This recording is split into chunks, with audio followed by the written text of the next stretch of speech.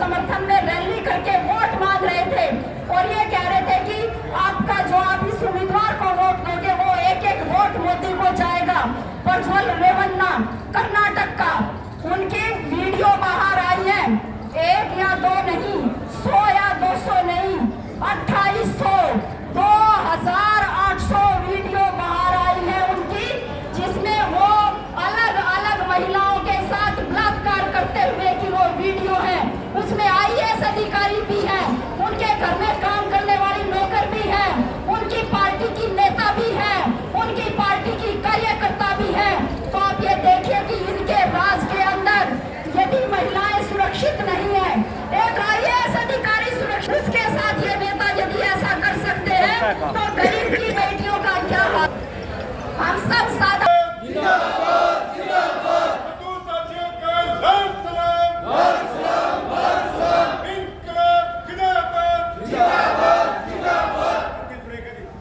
तो ये इनकी असली चरित्र इनका ये है।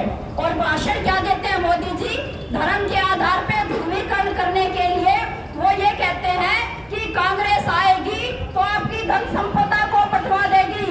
उन्होंने अपने घोषणा पत्र में लिखा है कि सबकी संपत्ति का ब्यौरा लिया जाएगा, स्कैनिंग करी जाएगी, किसने दीवारों के अंदर सोना छुपा के रखा है, किसने बाजरे के डिब्बे में, किसने जवार के डिब्बे में सोना छुपा के रखा है, और आपके सोने को वो ढूंढ ढूंढ के निकालेंगे और आपके मंगलसूत्र को और आपके सोने को वो मुसलमानों में बांट देंगे। ये उन्होंने घोषणा पत्र में लिखा है।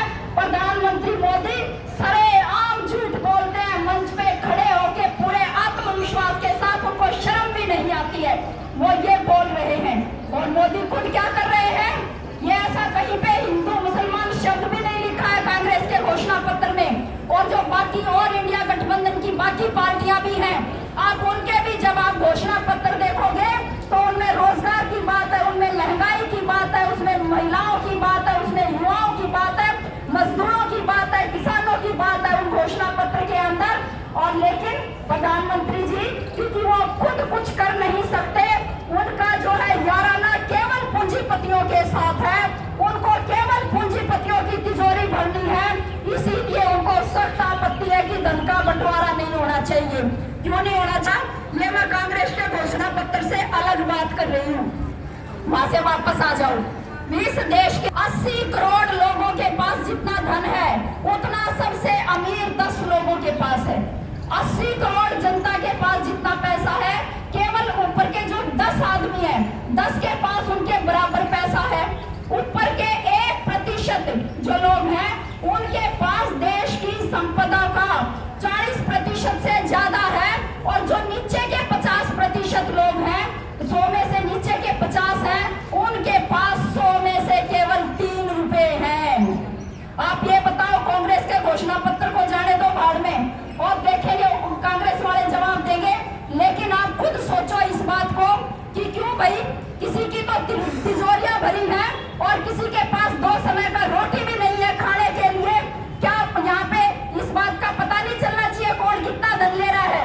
और जिनके पास असल में जिन्होंने डाके डाल रखे हैं, इस देश की धन संपदा को लूटा गया है, प्रधानमंत्री मोदी ने दोनों हाथों से जिनकी तिजोरियां भरी है धक्के दे दे के, क्यों उन पूंजीपतियों पे टैक्स नहीं लगना चाहिए?